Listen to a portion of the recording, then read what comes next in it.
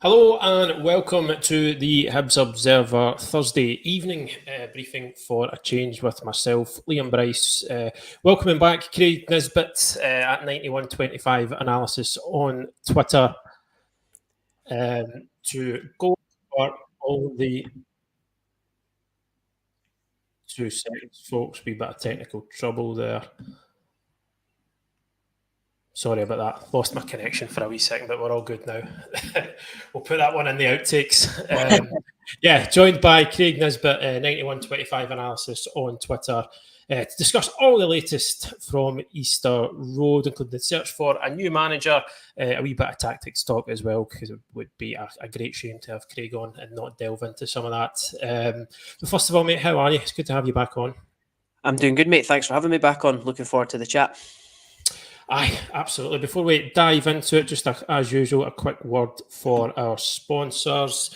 It's Weissman, a global leader in the boiler industry, known for their top-notch German engineering, and what's more exciting, they've teamed up with Scotland's very own award-winning installation team, MPH Boilers, making this a perfect match right here in Scotland. Weissman's boilers are engineered to deliver not just warmth, but unparalleled efficiency and reliability. It's cutting-edge technology designed to save you on your energy bills and reduce emissions as well. With MPH Boilers, you know you're getting service from the best in the business. It's a local team committed to excellence and customer satisfaction. When you choose a Weissman boiler installed by MPH Boilers, you'll also get a free internet controller, making it a breeze to manage your heating anytime, anywhere. Plus, they're also offering you the first year service free, because it's all about giving you some peace of mind and just making sure that you're looked after. So if your boiler's showing signs of its age, or you're just considering a wee upgrade, this is your chance to get world-class engineering with local expert service. So at Weissman and MPH Boilers, it's a match made in Scotland. Make sure to check them out and take the first step towards a warmer, more efficient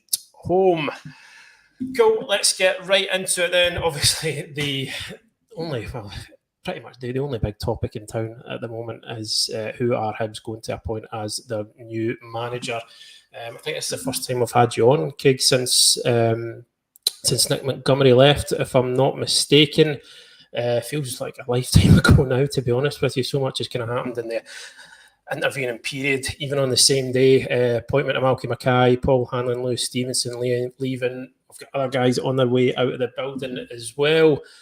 But first of all, we had a fan columnist, Matty Fernie of the Long Bangers podcast. His column went up today, and he was basically outlining what he'd like to see and what he thinks a new manager needs to bring to Hibs. So before we get into any names or specifics or who you would like to see get the job, what do you think are the sort of key things? I mean, aside from winning more football games, what are the key things that you want to see from a new Hibs manager? The key characteristics, qualities, anything that's on your mind?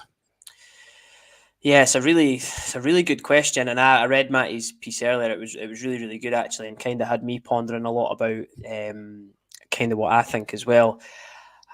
I suppose like touching on Nick Montgomery, and you brought him up there.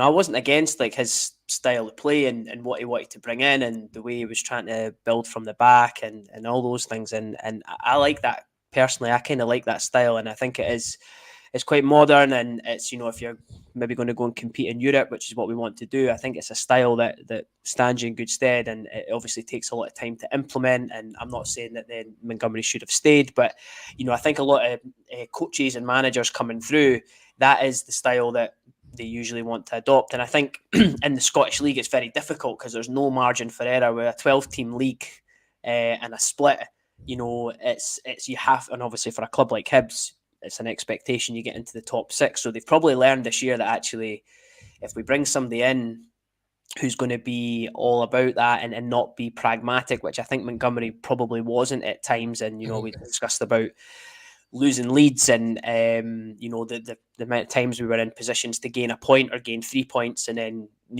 pick up 1 or pick up 0, and if you add those points back in, we're comfortably finished in the top 6. So I think you're looking for a sort of manager that still wants to play attractive football, because I do think there's a demand for that at Easter Road. I do think the fans, despite some of the calls and some of the names fans have been putting forward, yes, they want success, they want instant success, we all want that, but it has to be done with a bit of style, because I think that's what the fans want. And I think even if somebody did come in and we got in the top 6, but the football was really bad or really poor or really direct and really long, I think the fans would slowly turn again, because they'd want to be entertained. So I actually think it's a really, really difficult gig at the moment, because obviously the fans, there's expectations, there's demands, and because of the league structure and the setup, a manager won't come in and have enough time. So, when I've seen some of the names that have been put around, obviously like McInnes was one that was going to be, he's just signed a new deal, so that looks like that's away, and people, bit of revisionism, I suppose, for Jack Ross and Neil Lennon and things like that, and it doesn't look like we're going in those directions. David Gray, he's the one that I suppose more and more fans are maybe going, maybe it is an opportunity for him to, have that rebuild. And that's the bit I liked in Matty's article, I suppose, when he sort of said, he was one of the first signings in the Stubbs rebuild in sort of, 2014. And actually, isn't it maybe fitting that he would be overseeing this rebuild there? But obviously, that comes up with a lot of risk as well, being such a young coach and first managerial role in such a high pressure setting. So I suppose that's a long-winded way of saying I've got no idea.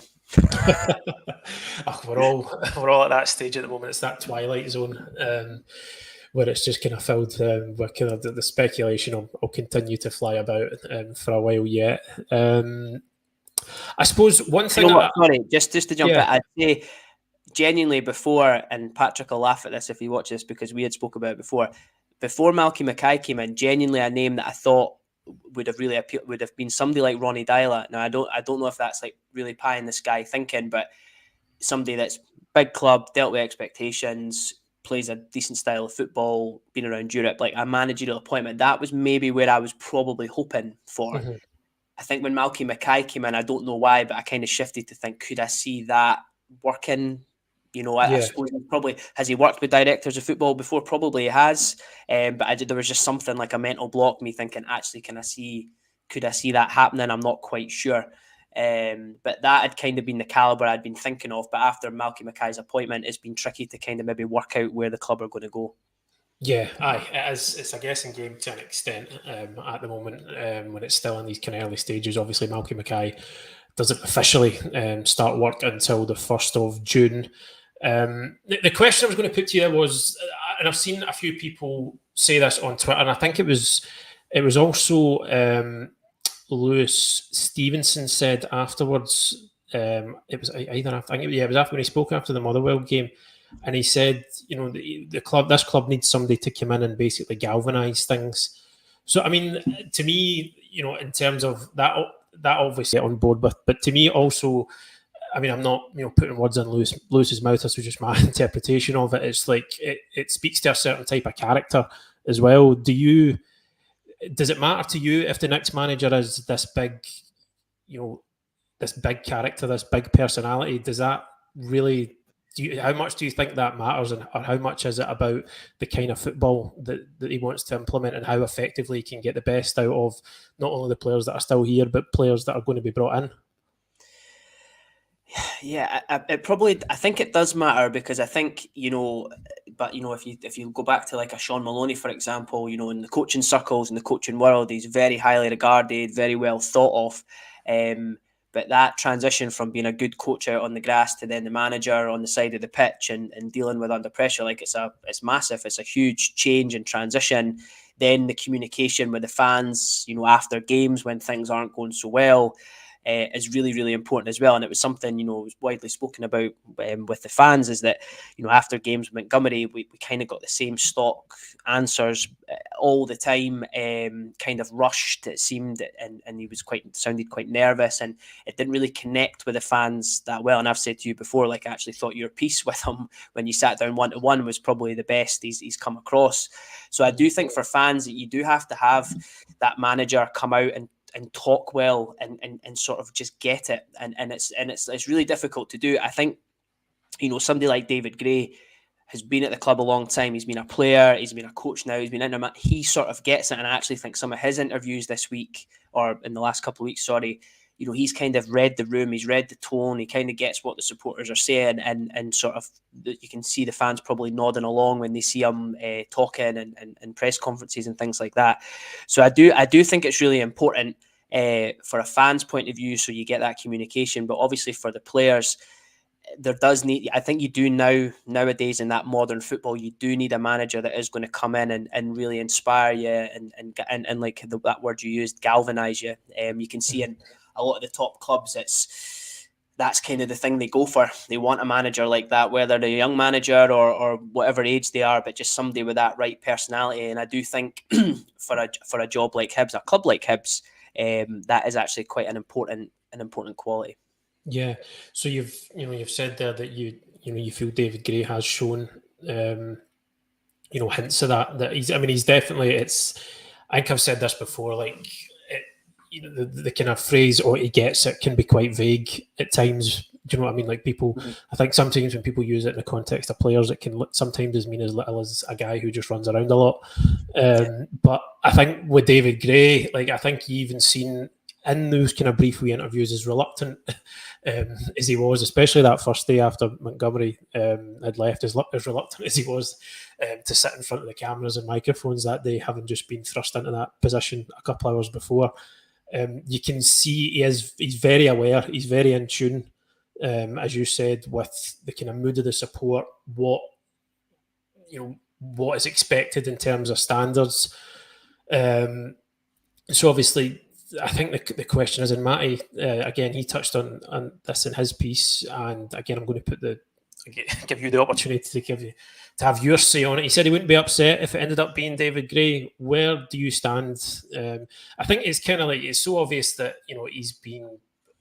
having been prepared to eventually one day take on this role with the amount of managers he's worked under. He's always, he's been retained as part of every coaching staff. He's obviously very highly respected, highly thought of. But I suppose, and again, maybe, I'm kind of going around the houses a wee bit here. Maybe is there ever a perfect time? But do you think this could be David Gray's time? Do you think that this is the time to give him a chance? I mean, I think that the elephant in the room really in this discussion is, if it's not going well, and I think by November, will we see Malky Mackay in the dugout? Now, that is what fans, if David Gray gets a job, I genuinely think that's what fans are quite fearful of, because they go, well, who's next? If we can't get it to work, where do we go next? Then obviously with Sozi, and I know that's going back a long time, but that's still something as well, like a club hero and that spell in charge and the way it all ended and things like that. Yeah. So listen, I don't think David Gray will be worried about that kind of that reputation and things like that. But I think that's probably the niggles some people still have on it. I probably agree with Matty where he's done nothing to suggest that he's not capable. He's certainly, when he's come in, he's usually taken over, obviously in times of crisis, with squads that are falling apart and players that are on loan and are clearly leaving, and he's managed to get wins and draws and some performances out of that each time he stepped in to do it. And I suppose I've never really sat down with him or anybody really to say, look, what's your football philosophy? What do you believe in? What do you want to do? How do you want to play?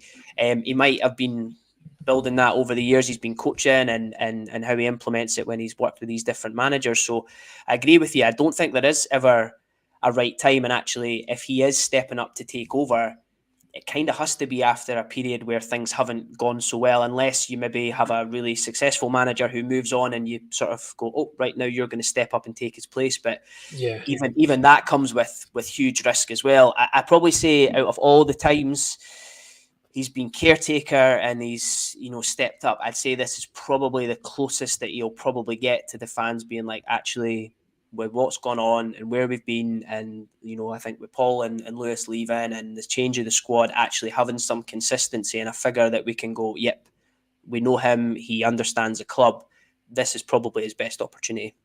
Yeah, because as I was saying, is there ever a perfect time in football? Do the stars, kind of ever really align perfectly for these things to happen? I think what somebody like David Gray or anybody, looking for their first full-time role in management as somebody to take a chance on him.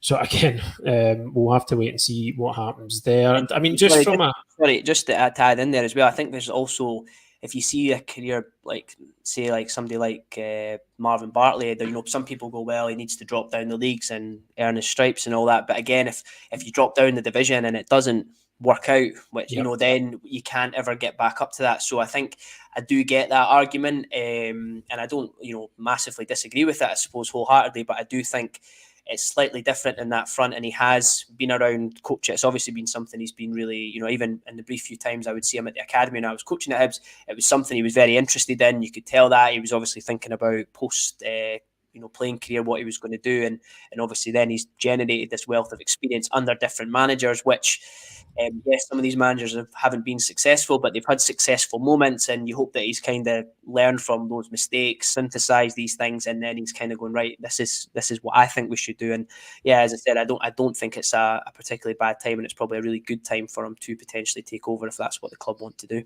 Yeah, and obviously he took charge of those last 2 games. I know it's difficult to really glean too much from them because from my own perspective, it didn't look as though he sought to change too much in those games. But I think maybe I know you did some clips and some analysis on Twitter after the Motherwell game.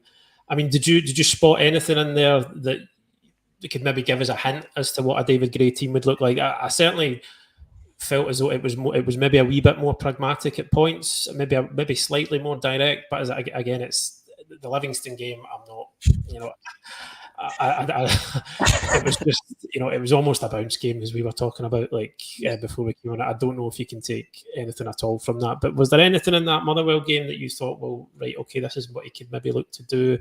I know it's difficult at this point, but you're just looking for wee snippets here and there, aren't you?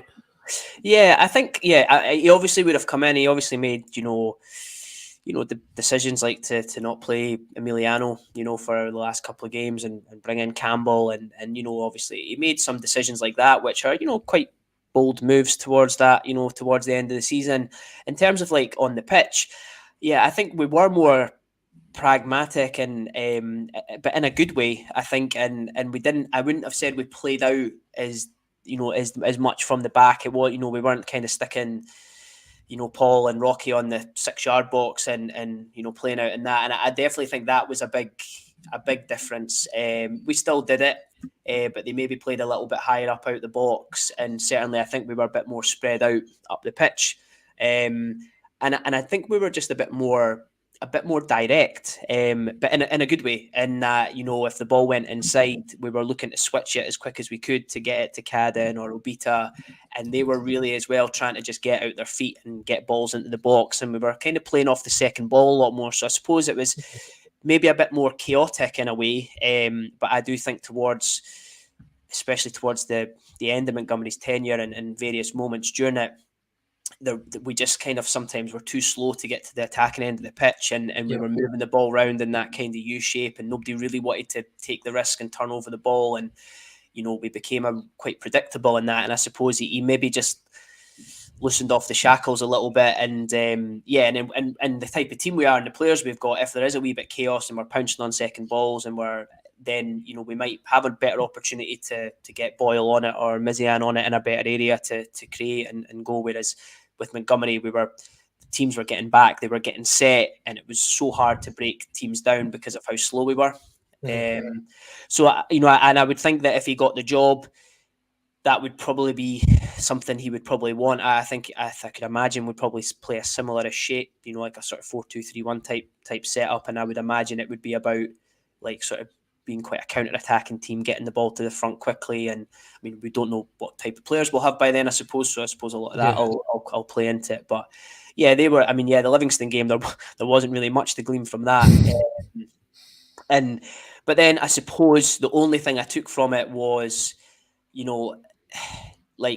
I think in the future with his own players and having a bit more time, they'd be games I could see us then grinding a result out of, and I think it's with that team, the players, they've conceded goals like that all season, you know, and it's quite hard to just go, oh, well, David Gray, it's similar, you know. I think it's quite tricky to kind of to pin that maybe more on him. Yeah.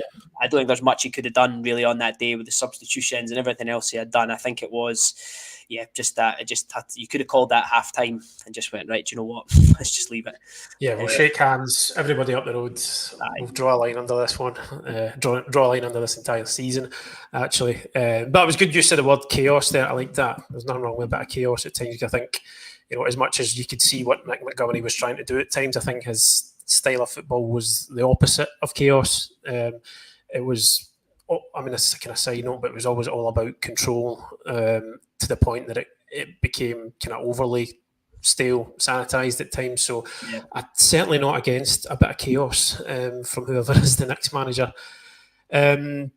Just moving on, again, there was one name that popped up into the frame today. It was Michael Valkanis, former Ajax assistant, Australian. This was first reported over on Football Scotland. He was under consideration, left Ajax where he was assistant manager, 49 years old. Never managed in his own right, but obviously looks as though he's trying to step out and become the main man. Our understanding on that one is that Valkanis, he is interested. He would be interested in speaking to Hibs, but obviously it's early days yet in the whole process. There's been no contact there at either end. I mean, I guess you could say at this point there's going to be an awful lot of people interested in it, but our understanding is that he is interested in speaking to Hibs about the role, but there's been no contact at either end as it stands. But again, that would be one certainly from left field, wouldn't it? It would, a guy who has a lot of experience as a coach, been number two at a lot of places, and obviously you don't get to go and do your stuff at Ajax if you don't have a bit about you. But I know it didn't go particularly well for Ajax this season, but yeah, that would be one straight out of left field, wouldn't it? I mean, it would.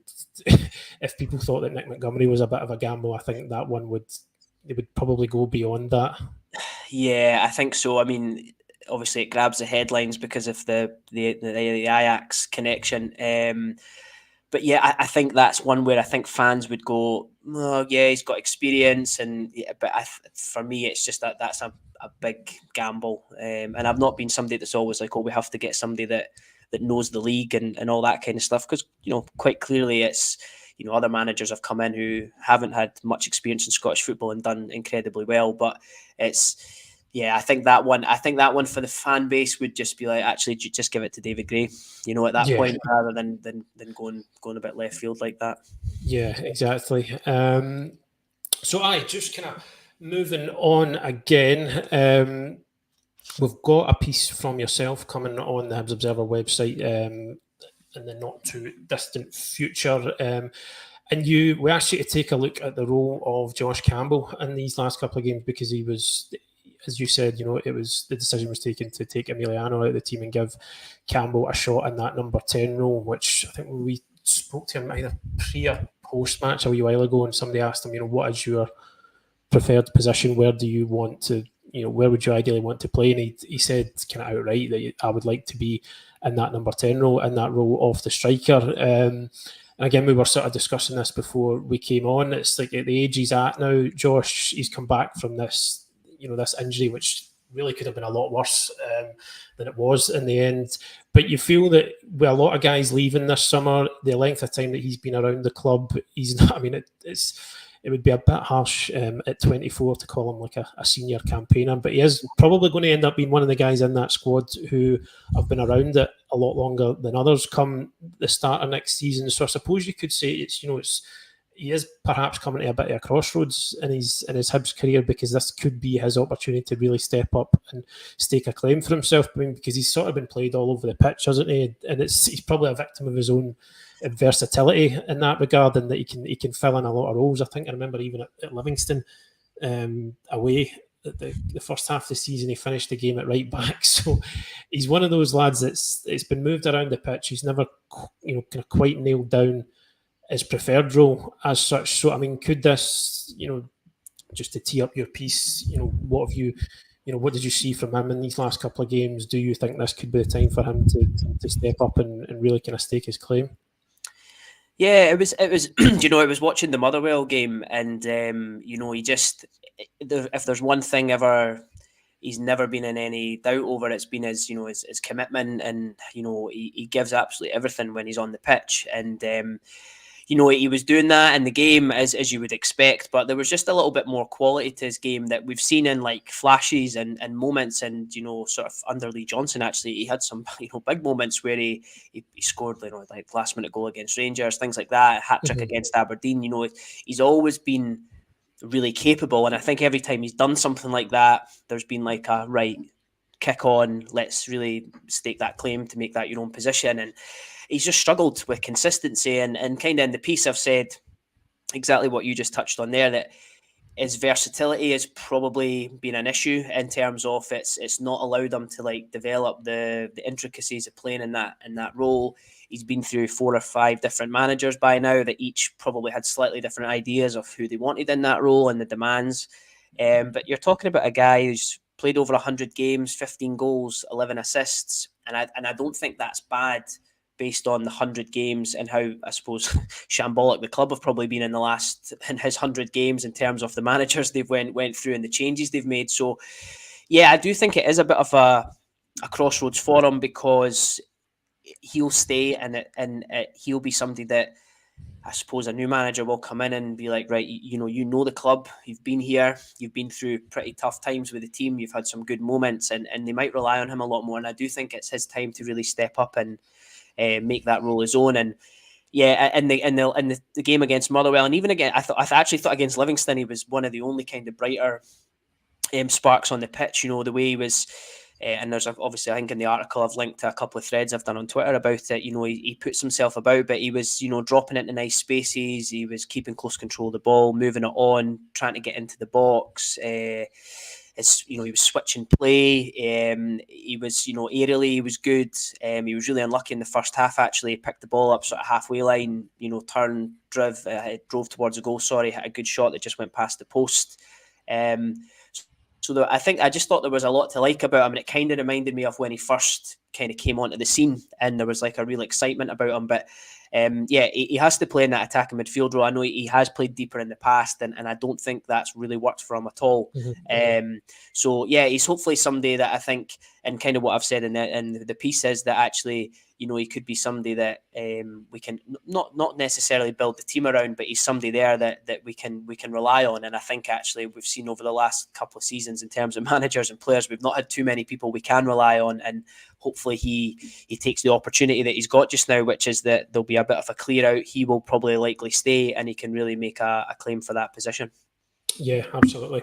I think on Sunday it was quite evident that he is probably one of the few people who maybe isn't quite ready for the season to end, considering the amount of time he spent off the pitch. But obviously, another pre-season under his belt will do him good. And get him back to kind of full fitness, and perhaps we'll see the absolute best of him next season. But for now, we are going to leave it there, folks. Thanks, as always, for joining us, and also always a special thanks to Craig for taking time out to come on as well. If you're interested in his Josh Campbell article that will be going on the website in the not-too-distant future, can I just direct you to the ticker below. To get access to that, just go to hibobserver.co.uk/subscribe. And it's currently a £4 for 4 months offer that gets you access to all our content. And yeah, if you're watching us on YouTube, if you could hit that subscribe button to help us grow the channel, that is much appreciated as well. But as I said, that's all from us today. We will be back over the next few days, hopefully, with more information, more info on the hunt for a new manager as we head into pre-season and the summer. But thanks, as always, for joining us, and we will catch you again next time. Cheers.